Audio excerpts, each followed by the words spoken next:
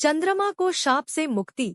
चंद्रमा की सुंदरता पर राजा दक्ष की 27 पुत्रियां मोहित हो गईं। वे सभी चंद्रमा से विवाह करना चाहती थीं। दक्ष ने समझाया सगी बहनों का एक ही पति होने से दाम्पत्य जीवन में बाधा आएगी, लेकिन चंद्रमा के प्रेम में पागल दक्ष पुत्रियां जिद पर अड़ी रहीं। अश्विनी सबसे बड़ी थी। उसने कहा कि पिताजी, हम आपस में मेलजोल से मित्रवत रहेंगे, आपको शिकायत नहीं मिलेगी। दक्ष ने 27 कन्याओं का विवाह चंद्रमा से कर दिया।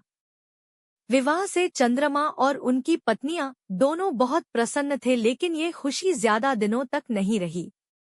जल्द ही चंद्रमा 27 बहनों में से एक रोहिणी पर ज्यादा मोहित हो गए और अन्य पत्नियों की उपेक्षा करने लगे। यह बात दक्ष को पता चली और उन्होंने चंद्रमा को समझाया। कुछ दिनों तक तो चंद्रमा ठीक रहे, लेकिन जल्द ही वापस रोहिणी पर उनकी आसक्ति पहले से भी ज्यादा तेज हो गई।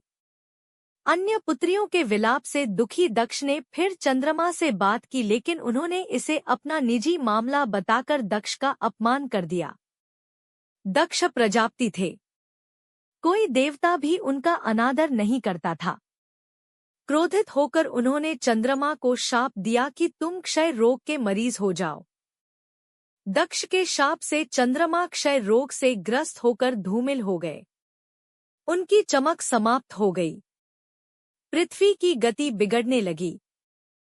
परेशान ऋषिमुनि और देवता भगवान ब्रह्मा की शरण में गए। ब्रह्मा दक्ष के पिता थे, लेकिन दक्ष के शाप को समाप्त कर पाना उनके वश में नहीं था। उन्होंने देवताओं को शिवजी की शरण में जाने का सुझाव दिया।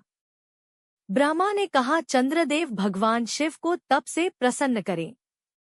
दक्ष पर उनके अलावा किसी का वश नहीं चल सकता। ब्रह्मा की सलाह पर चंद्रमा ने शिवलिंग बनाकर घोर तप आरंभ किया। महादेव प्रसन्न हुए और चंद्रमा से वरदान मांगने को कहा। चंद्रमा ने शिवजी से अपने सभी पापों के लिए क्षमा मांगते हुए क्षय रोग से मुक्ति का वरदान मांगा। भगवान शिव ने कहा कि तुम्हें जिसने शाप दिया है वह कोई साधारण व्यक्ति नहीं है। उसके शाप को समाप्त करना संभव नहीं, फिर भी मैं तुम्हारे लिए कुछ न कुछ करूंगा जरूर। शिवजी बोले, एक माह में जो 2 पक्ष होते हैं, उसमें से एक पक्ष में तुम मेरे वरदान से निखरते जाओगे, लेकिन दक्ष के शाप के प्रभाव से दूसरे पक्ष में क्षीण होते जाओगे।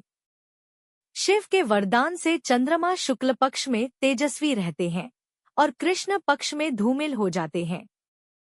चंद्रमा की स्तुति से महादेव जिस स्थान पर निराकार से साकार हो गए थे, उस स्थान की देवों ने पूजा की और वह स्थान सोमनाथ के नाम से विख्यात हुआ। चंद्रमा की वे 27 पत्नियां ही 27 विभिन्न नक्षत्र हैं। शिवपुराण की कथा।